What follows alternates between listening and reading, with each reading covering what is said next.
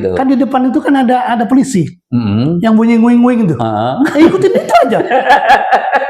Nah, saya bilang ya gini doang.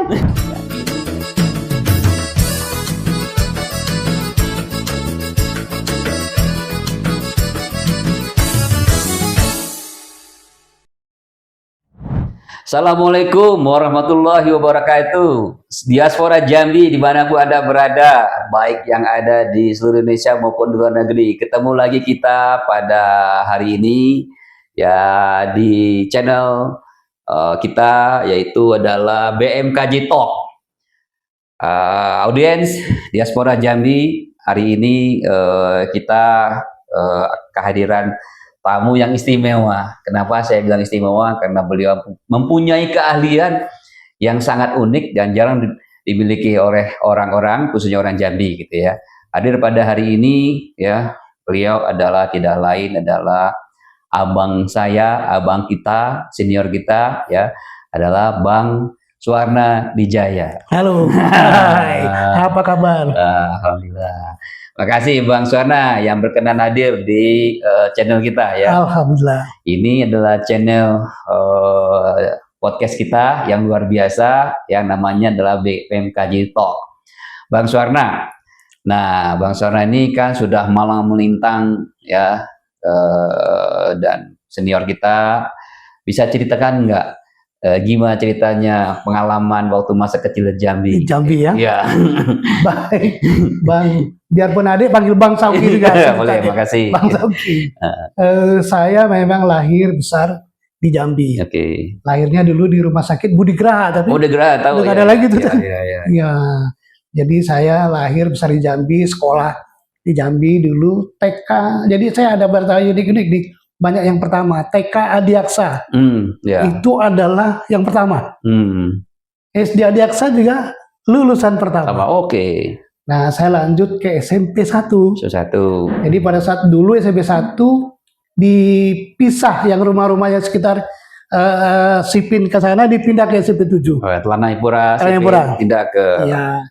Dan saya juga lulusan pertama berarti. Di SMP 7. Ya. Itu tahun 1977 kalau nggak salah, 77. Ya.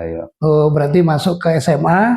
SMA dulu kan ada penamaan 6 bulan. Ya. Nah, saya di SMA 1. SMA 1 Jambi. Kenapa di SMA 1? SMA 1 itu sebelah rumah saya. Oh, oke. Saya tinggal di Komplek Perwira. Dulu namanya Korem itu Lapangan Garuda. Jadi Bang Suwarna ini anak kolong lah ya. Anak kolong. Anak kolong. Kalau anak kolong itu anak yang terkenal ya. Ditakutin oleh anak-anak remaja Jambi yang lainnya. Anak kolong. Iya. Tapi bagus juga jadi anak kolong karena ada disiplin yang lengket di saya waktu itu. Karena dalam waktu itu kita kalau pulang sekolah harus tidur. Iya. Jam 3 bangun. Main bola di Lapangan Garuda. Ya kan, jadi kalau hari tiap bulan dipanggil tukang gunting. Oh, oke. Wah, itu didikan ABRI dan menurut saya lengket di saya. Iya. Lulus SMA 1.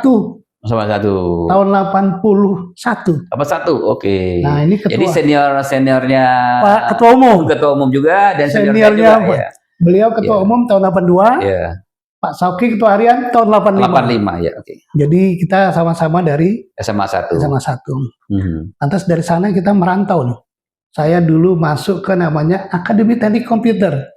Cikal bakal namanya BINUS sekarang tuh. BINUS itu dulu awalnya Akademi Teknik Komputer. Saya pun angkatan pertama. Oke, angkatan pertama terus ya? Iya, yang pertama masih di Kiai Tapa, lantas pindah ke Kiai Haji Sa'dan itu. Dan saya pentolan saya juga di organisasi badan musyawarah. Apa namanya? BEM. Kalau BEM ya namanya. Di BEM. Iya, BEM. Nah, dulu demo mana kampus. Akhirnya direalisasi kampus. Jadi karena kita demo dulu, realisasi kampus itu. Yang ada di Kiai Haji Sa'dan. Iya. Nah, baru yang ke depan sana.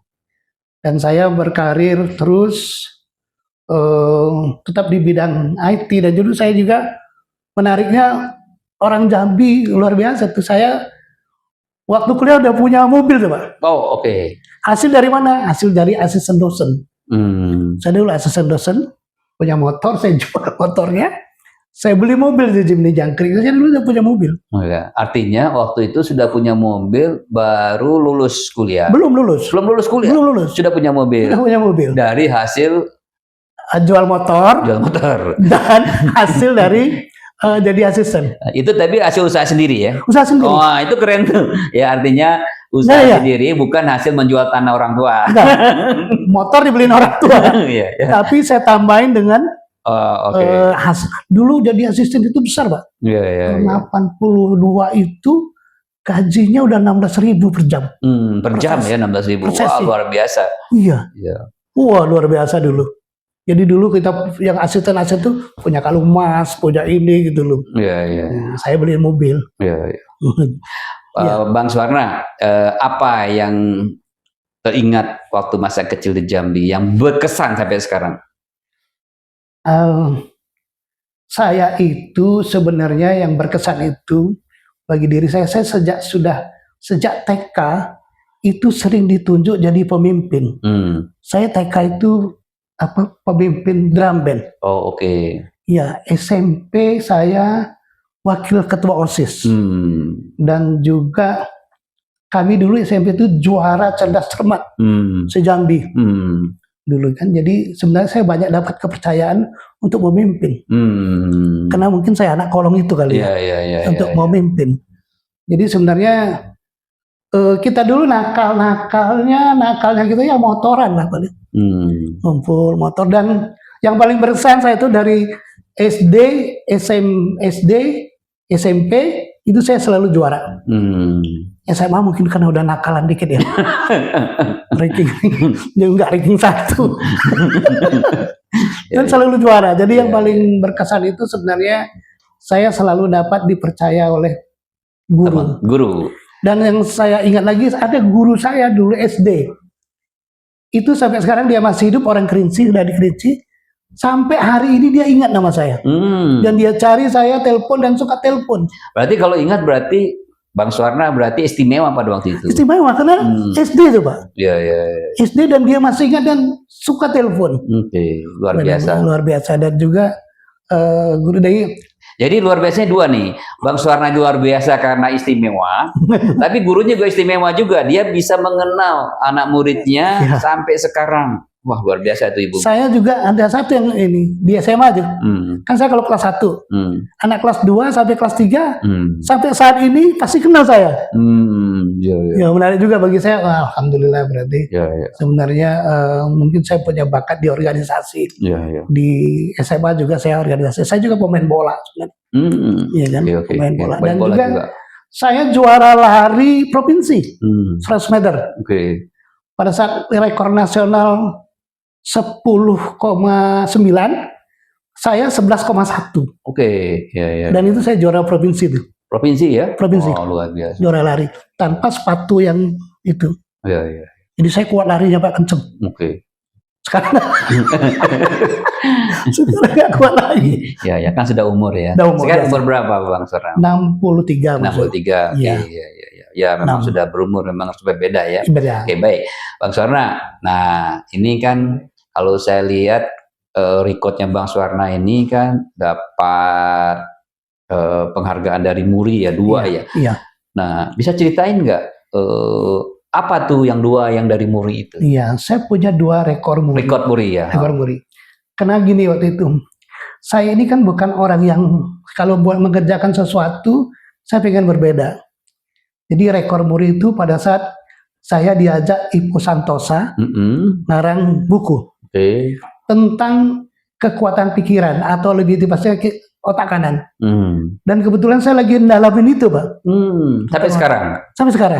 Tentang otak kanan tuh. Otak kanan. Dasarnya otak kanan. Jadi contohnya, saya buktikan contoh waktu itu saya pengen nulis buku sebenarnya. Saya pengen buktikan Pak tentang apa kekuatan pikiran itu. Kalau saya baca buku pun males. Logikanya masa saya bisa ngarang buku. Tapi karena saya percaya, saya baca The Secret, baca ini dan sebagainya, karena nggak mungkin. Jadi jargon nggak ada yang nggak mungkin tuh waktu itu hilang dari saya. Walaupun saya jarang baca buku, saya membuktikan bisa nggak saya ngarang buku. Ternyata datang seorang Ibu Santosa. ke Kalimantan waktu itu. Via seminar, saya yang jemput, dan ini dia, Bapak kayaknya nggak saya otak kanan, saya lagi mau nulis tentang buku otak kanan. Bapak bisa nggak bikin naskah untuk saya? Waktu itu bulan September ya. Bulan Oktober, November kita mau launching, bisa nggak? Bisa, saya bilang. Saya ngomong bisa itu tanpa mikir ya bisa benar atau enggak. Pokoknya bisa dulu. Bisa. Nah, bisa itu seperti tari lasso, Pak. Kalau kita taruh gitu, maka dia akan. Ternyata saya bisa dibikin naskahnya. Dulu kan nggak ada internet. Saya nyari lagi bahan di mana? Di apa namanya, kalau dulu yang sewa internet itu? Warnet. Wah, saya cari itu. Buat akhirnya jadi naskahnya. Setelah bukunya sudah jadi di naskahnya, menurut Ipo kita mau launching. Saya bilang, Ipo, saya pengen buku ini dapat rekor muri nanti. Wah, dia bilang gimana, kan dia sudah penulis buku cukup terkenal kan? Iya. Cuman belum ada buku yang rekor muri. Gimana itu Pak Suwana? Saya bilang, saya kan nggak katakan iya dulu kan. Saya bilang besok saya kasih tahu yang mana cara. Malam saya nggak tidur berpikir. Artinya waktu ngomong itu belum tahu ya? Nggak tahu. Gimana itu Pak? Nah, jadi saya bilang, oh ya oke. Saya bilang rekor muri ini dua kan kriterianya. Satu yang belum pernah dilakukan, pecahkan, atau memecahkan rekor yang sudah ada. Saya cenderung memilih memecahkan. Saya bilang, Ipo dulu belum pindah Pak, masih di Batam rupanya. Saya gini Po, bagaimana kalau kita bikin buku ini launchingnya di 2 negara dan 3 sarana transport dalam 1 hari. Menarik tuh katanya. Terus gimana caranya Mas Wana? Ya oke. 3 sarana transport, darat, laut, udara. Dan itu susah orang mecahin. Kalau cuma di pesawat aja mungkin bisa. Nah, jadi dari Singapura kita launching pertama di atas kapal feri dari Singapura ke Batam. Itu yang unsur laut. Dari Batam kita terbang lagi ke Jakarta pakai pesawat Garuda. Kita koordinasi sama Garuda, dia mau launching cuman boleh 5 menit katanya.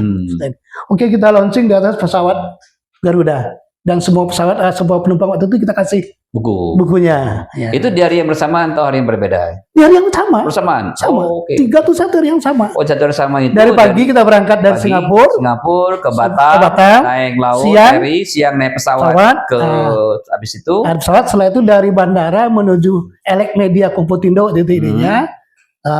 Ditunggu oleh Pak yang rekor muri. Pak Jaya Suprana. Ditunggu di sana. Di sana kita launching lagi di atas bus. Bus apa? Bus pariwisata. Oh, bus pariwisata. Bukan bus Damri ya? Bukan. Bus pariwisata yang ini. Yang isinya mahasiswa saya. Sama dosen-dosen pembimbingnya dia. Jadi dapat 3 unsur itu ketemu dan di launching, disahkan oleh langsung Jaya Suprana. Dialek Media Komputindo. Itu 2008 ya? 2008 ya. 2008 kayak gitu. Nah, itulah kira-kira itu bukunya buku pertama yang di launching di 2 negara dan 3 sarana transport dalam 1 hari. Itu tadi adalah 1 rekor muri. 1 rekor muri. 1 rekor muri lagi apa tuh? 1 rekor muri lagi pada saat saya ditunjuk jadi panitia pelaksana penerimaan mahasiswa baru. Kenapa itu istimewa murinya apa? Nah, karena saya berpikir semua kegiatan saya harus dapat rekor. Rekor itu saya pilih lagi yang belum pernah dilakukan orang. Jadi seluruh mahasiswa baru waktu itu sekitar 2.000 mahasiswa baru. Ada 10 kampus di Indonesia kan, bukan di Indonesia, di Jakarta. Setiap orang saya wajibkan membeli burung. Burung apa? Burung apa aja. Untuk kita lepaskan nanti. Jadi kalau 10 burung untuk itu dilepaskan. Kali 20 kali 2.000. Banyak dong. 20.000. Burung 20.000. Burung di Jakarta. Di Jakarta, di Cibubur. Nah, itulah yang kita namanya pelepasan burung ke alam bebas. Jadi burung yang dibeli itu kita lepaskan. Nah, itu rekor muri Pak. 20.000 ekor burung ke alam lepas. 20.000. Siapa tuh yang 1.000 orang itu? Mahasiswa baru. Itu kan kalau PSPL gitu kan. Itu biasa disuruh dikerjain ini enggak. Saya suruh bawa burung, beli. Uangnya dari uang sendiri. Jadi ini adalah mengajarkan ke mereka untuk mereka cinta lingkungan, melepas burung supaya burung itu tidak dikurung dalam sangkar. Dibeli untuk dilepaskan. Jadi setiap orang, setiap mahasiswa bawa 10 burung. Itu mahasiswa di LP3I atau LP3I. masih yang lain juga? LP3I. Hanya 3 saja? LP3I. Oh, okay. LP3I itu waktu itu ada 2.000 mahasiswa dia. Oh. Karena ada 10 kampus kan yang dia di Jakarta. 14 kampus Jakarta. Baik, nanti kita sampai ke sana ya, tentang LP3I. Tapi sebelum sampai ke LP3I, ya kita kayak ini dulu nih. Tadi ada dapat rekor Muri 2. Ini audiens Diaspora Jambi. Ada satu yang menarik juga yang mungkin tidak banyak dimiliki orang. Ini saya dapat kabar juga nih, dapat cerita dan dapat foto-fotonya juga dulu ya. Ini Bang Suwarna ini aja punya keahlian ya. Bang Suwarna pernah mengendarai mobil ya dengan mata tertutup di kota Jambi. Nah, itu ceritanya gimana? Jadi gini, saya waktu itu kan pernah nonton Deddy Corbuzier tuh. Waktu dia tutup mata dari dari HI ke Monas, pakai ditutup matanya pakai plat besi, baru ditutup lagi pakai apa? Itu 6 tahun kemudian baru saya bisa dan saya cari tahu. Oh, begini rupanya. Jadi itu artinya pakai trik atau enggak? Enggak. Nah, itu gimana bisa ceritain? Nah, itulah kira-kira. Jadi gimana rasanya yang melihat apa pakai rasa.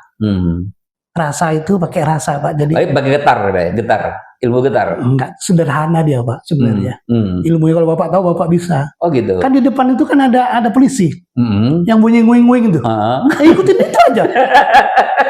Nah, saya bilang, ya gini doang. Kan itu tutup. Jadi ikutin mobil depan polisi nguing-nguing, Bapak ikutin pakai mata tertutup. Iya. Oh, jadi sebenarnya trik dibantu. Dibantu. Iya, jadi sebenarnya apa yang dia. Jadi intinya kenapa, Pak? Oh, saya tahu kan kalau orang itu bisa, pasti kita bisa. Tapi enggak kena ini, enggak belok kanan kiri enggak? Enggak. Oh. Jadi sebenarnya juga takut orang takut kecelakaan yang ada di videonya dia ada ambulan juga di belakang. Oh, ada ambulan juga. Iya, takut celakanya. Iya. Jadi intinya kenapa bisa gitu, Pak? Intinya saya ngeliat kalau orang bisa, kenapa saya tidak bisa? Enggak bisa. Logikanya apa? Hidup sama di Indonesia 24 jam kan logikanya sederhana kan kita 24 jam, makanya nasi juga dia. Iya. Tinggal bagaimana caranya kan? Iya.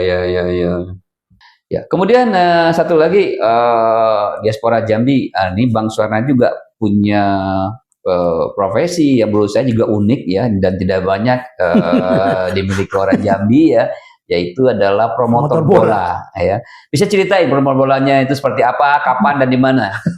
Gini, Pak Sauki.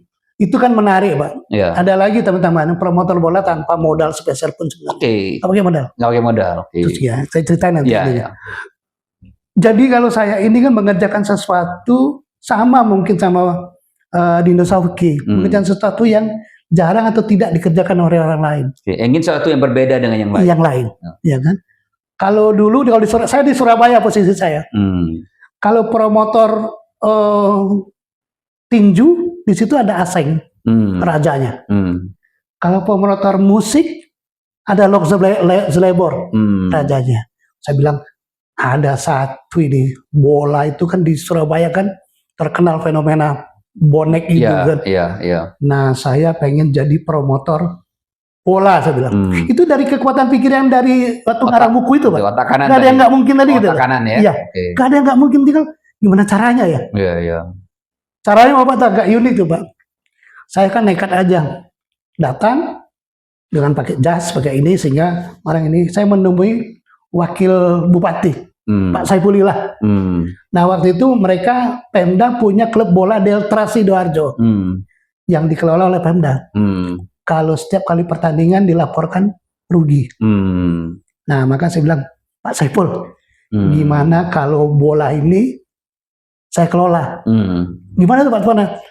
Pokoknya klub setiap kali pertandingan saya bayar 75 juta. Wah, tahun berapa tuh? 2003. Oh, luar biasa. Ada videonya sih juga. Iya.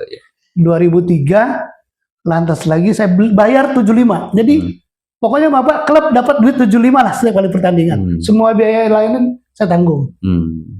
Kalau dia nanti rugi, tetap saya bayar 75. Padahal duitnya dari mana, Pak? Nggak tahu saya dari mana. Dari mana gitu. Waktu itu masih belum mikir dari mana. Saya mikirnya kalau diiyain orang, Baru saya dalam semalam atau 2 malam mikirnya. Lantas saya pikir benar, saya bilang, oh iya, suratnya mana? Enggak ada itu, kan harus melalui biro hukumnya mah ini. Saya pergi ke Tunjungan Plaza, cetak kop surat, cetak ini dan sebagainya, baru bikin penawaran itu Pak proposalnya. Malam itu. Jadi namanya, saya pikir namanya apa ya perusahaan saya ini? Ada nanti di situ jadi video itu. Namanya Swarna Kreasindo. Oh, Swarna Kreasindo. Itu IO-nya. Oh, IO-nya. Itu baru dibuatnya malam. Besok pagi saya datang lagi.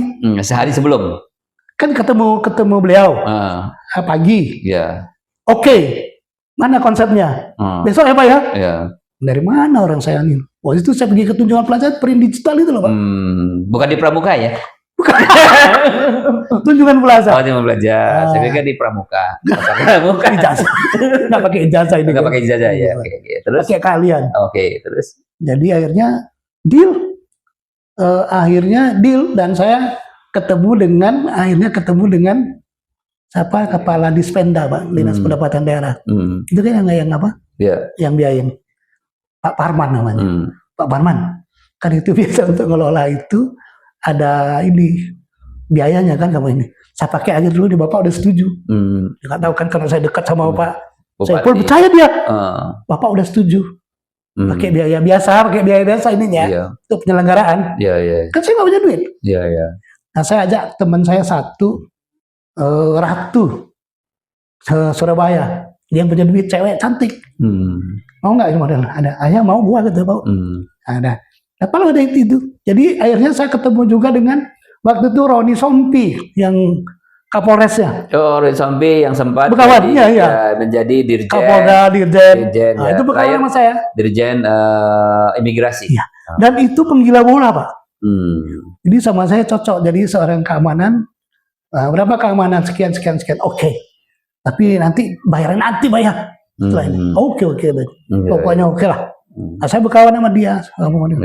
Sehingga terjadilah saya jadi promotor bola Pak. Oke. Berapa lama tuh promotor bola? Satu musim. Oke. Dan berhasil waktu itu? Berhasil. Berhasil, ada yang berhasil dan ada yang gagal.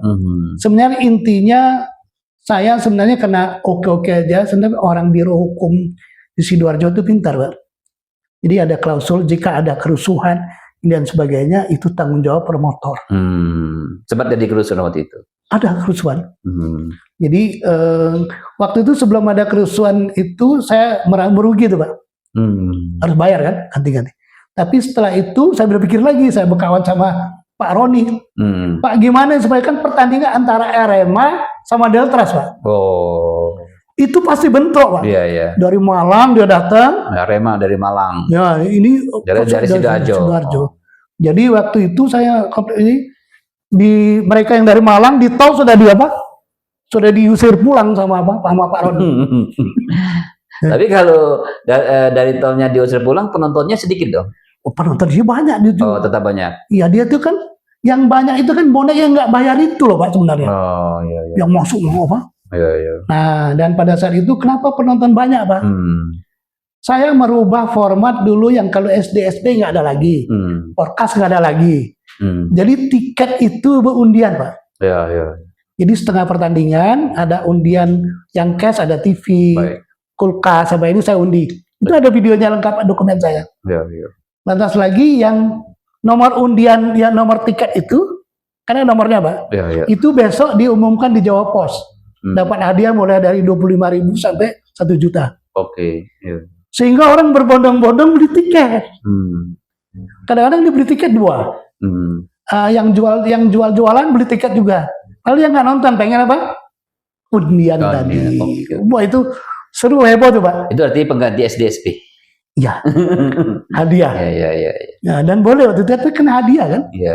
Jadi bukan hadiah, itu menarik.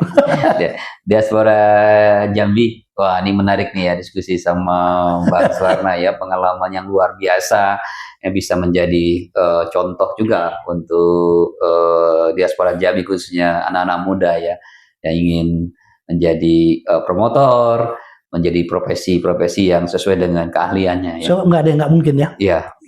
Jadi prinsipnya dari Bang Swarna ini tiada yang tidak mungkin. Ada yang nggak mungkin. Iya ya. Kalau diniatkan, nanti suatu saat kalau kita niatkan tidak ada yang mungkin, maka jalannya akan dibukakan oleh Tuhan. Oke, akan diberikan jalan. Iya, yang penting niat dulu. Niat dulu. Orang saya bilang, mana rekor muri, apa rekornya Pak Suwana, kata Ipo Santosa. Iya.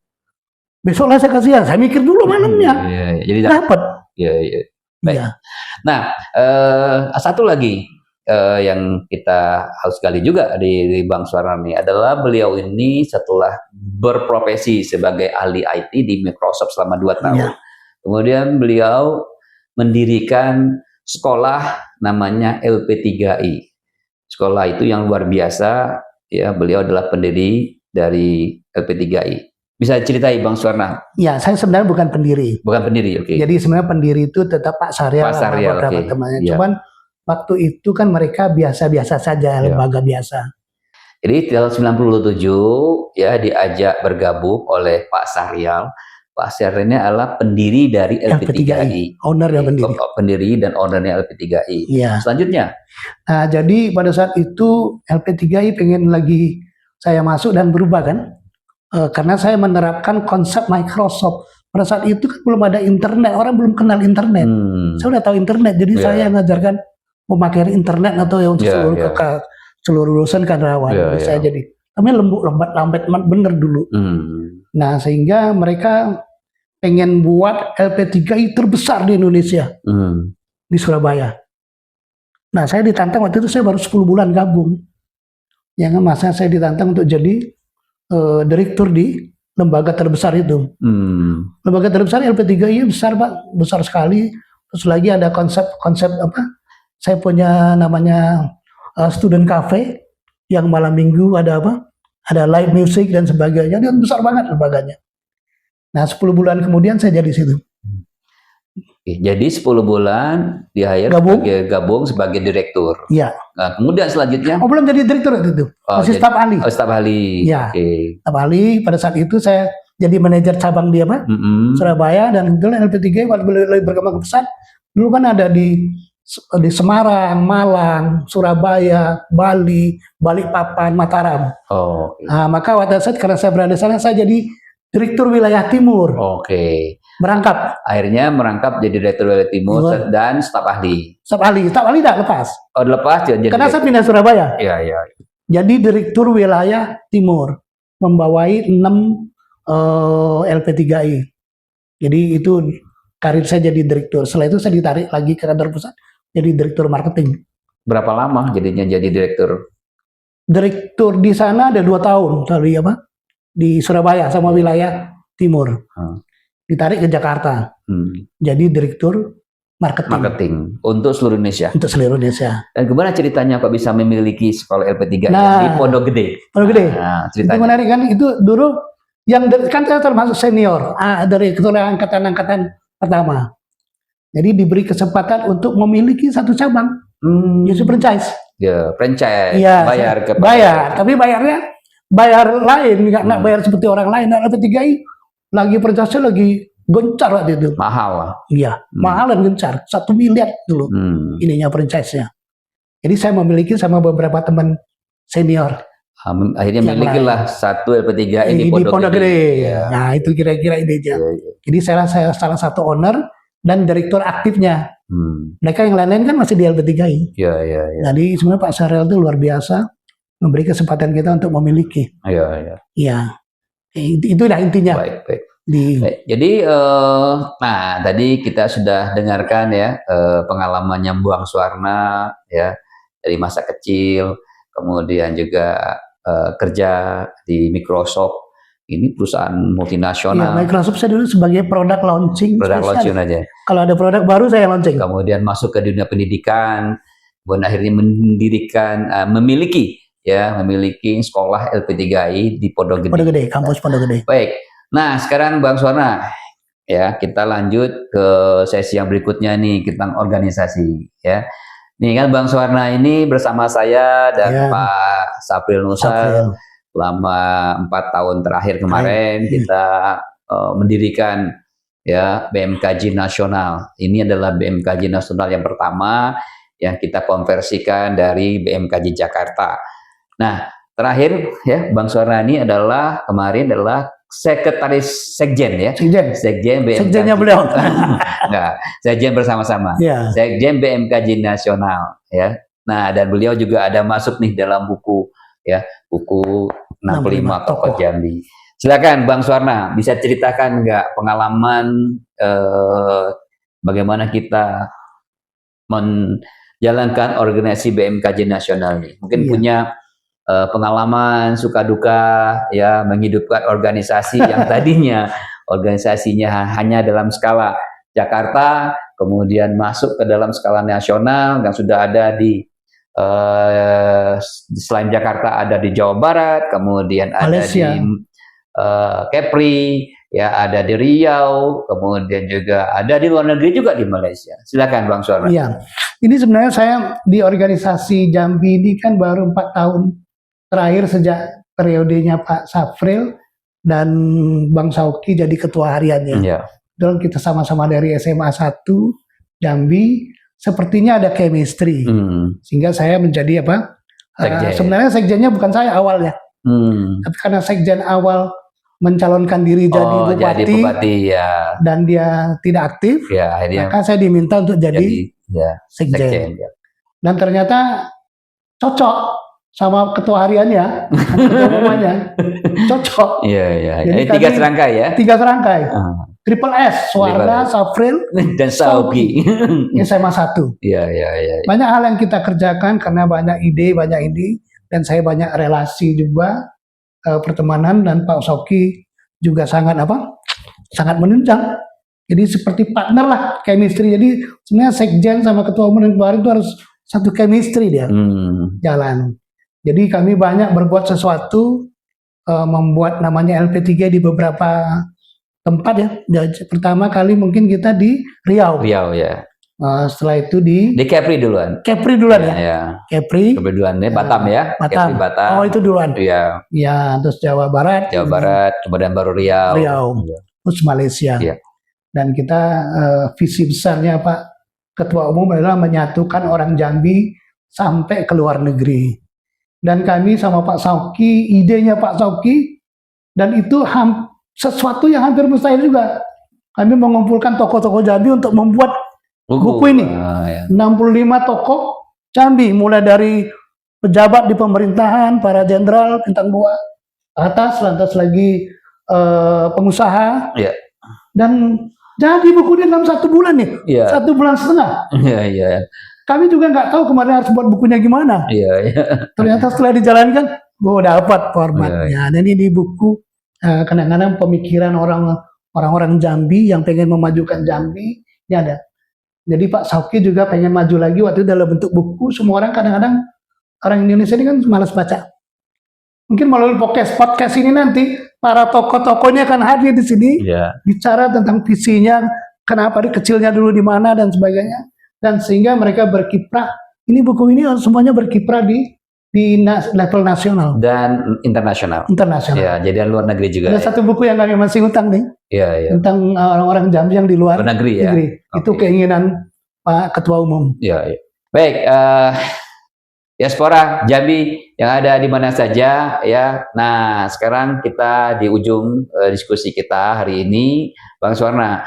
Pasti Bang Suwarna kamu punya pemikiran juga tentang Jambi, ya. Apa masukan-masukan khususnya nih untuk penyelenggara ya di Jambi, ya. Khususnya adalah Pemda atau pemerintah daerah, baik wali kota, bupati atau gubernur sekalipun, ya. Kemudian seluruh stakeholder yang ada di Jambi. Apa saran-saran dari Bang Suwarna? Saran saya sebenarnya Pemda atau orang Jambi sekarang pejabat-pejabat bisa terbuka terhadap orang-orang kita, orang Jambi yang ada di rantau, yang punya wawasan, punya dan sebagainya secara nasional. Selama ini kita masih merasa bahwa orang Jambi, pejabat Jambi sangat tertutup dan ketakutan kalau kita mau bantu. Padahal kita ini sebenarnya setelah usia-usia sekarang, apalagi harus pengen membantu agar Jambi itu maju dengan keahlian kita masing-masing. Apa yang dapat kita kontribusi, dan ini belum nyambung, masih bertepuk sebelah tangan, ada saling curiga, ini sebagainya. Jadi sebenarnya Pak Sauki, saya dengan keahlian kita masing-masing pengen memajukan Jambi, asal Jambinya mau terbuka, para pejabatnya mau terbuka, minimal menerima dialog kita, Dialog non formal seperti ini jadi dialog. Pemikiran-pemikirannya untuk kemajuan Jambi, karena kita berbagi. Nah, contoh saya jadi promotor bola, saya pengen di Sumatera itu yang nggak punya klub bola profesional, cuma Jambi dan Bengkulu. Kenapa kita nggak bikin klub profesional di Jambi? Kan saya yang hobi bola dan pengalaman, keahliannya kan. Ada Pak Sauki sebagai pengusaha dengan relasinya. Asal pemerintah Jambi mau terbuka, minimal membuka dialog dengan kita. Jadi jangan eksklusif, membuka dialog aja. Sebenarnya nggak ada salahnya Pemda berdialog dengan orang-orang Jambi yang sudah sukses di rantau dan punya skala nasional. Ada pengusaha, ada jenderalnya, ada ininya. Semua pengen, karena kita lahir dan besar di Jambi, pengen Jambi itu maju. Terus bagaimana? Kami belum tahu sekarang kita di Pak Sauki, belum tahu caranya gimana bantu Jambi gitu. Mereka masih belum terbuka. Minimal dialog. Kalau bilang dialog akbar itu boleh dilakukan oleh Jambi. Nanti suatu saat Jambi ini kan nggak ada yang nggak mungkin, Pak. Akan dapat pemimpin yang baik, yang bisa punya visi besar. Saya belum melihat bahwa visi besar para pemimpin kita yang tidak terlihat itu minimal untuk dialog aja kita tidak ada momen, dan kita bikin dialog dulu di salah satu orang Jambi ini kan ada komisaris independen SCTP dan dia mau memfasilitasi dan sebagainya, bagaimana membantu Jambi buka diri terhadap Jambi. Minimal kita dialog karena banyak orang-orang hebat di Jakarta ini yang berasal dari Jambi. Semua pengen berkontribusi. Apa yang bisa kita lakukan buat Jambi? Kalau terjadi dialog, Jambi maju. Baik. Nah, diaspora Jambi ya, terakhir adalah Bang Suwarna, apa masukan untuk anak-anak muda ya yang saat ini sedang bersekolah baik di S1 di seluruh Indonesia maupun ada di luar negeri. Banyak juga yang sekarang mereka ngambil S2 dan S3 di luar negeri ya. Anak-anak pemuda-pemuda yang sedang mencari pekerjaan ya, yang dimana setiap ada media untuk mencari kerja banyak sekali gitu ya, orang sekarang mencari kerja susah gitu ya.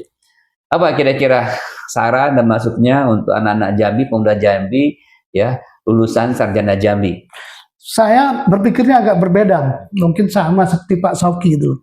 Jadi kita tidak mengajarkan mereka untuk mencari pekerjaan, buat lapangan pekerjaan. Jadi Pak Sauki punya fasilitas dan bersedia menjadi mentor karena dia punya lembaga entrepreneur Pak dan itu ada satu lagi karena COVID kemarin, niat baik beliau sama Ketua Umum adalah membuat leadership camp untuk para pemuda Jambi.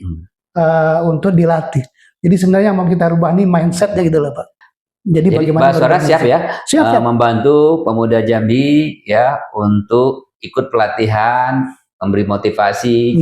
Namanya tadi apa namanya? Mindset reprogramming. Ya. Jadi ngerubah mindset yang tadinya mencari pekerjaan, ya harusnya dia menciptakan lapangan pekerjaan, nanti baru diisi lagi dengan Pak Sauki dengan pengetahuan entrepreneurnya. Baik. Jadi saya punya materi dulu bagaimana kalau kita jadi pegawai, kan yang bisa kita hidupkan cuma istri, anak, ibu sama 5 orang. Tapi kalau kita menjadi entrepreneur, nanti materinya Pak Sauki tadi mindset harus dirubah dulu. Kita minimal bisa menghidupkan kalau punya 2 pegawai aja. Berarti setiap orang punya 5 ini, 10 orang, 15 orang udah bisa hidup. Nah, jadi itu namanya mindset nanti Pak. Jadi dikasih, oh ya juga ya. Oh ya juga gitu. Jadi saya dulu pernah ngajarkan satu yang namanya materi mindset dikit lagi.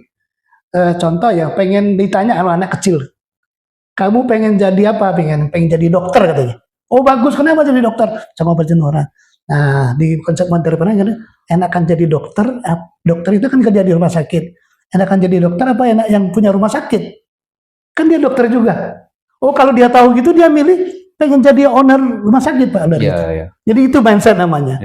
Daripada jadi dokter dia digaji akhirnya. Tapi kalau jadi dokter dan pengen punya rumah sakit yang menggaji para dokter, tentu dia milih pengen jadi pilot atau pengen yang punya maskapai. Kayak gitulah kira-kira.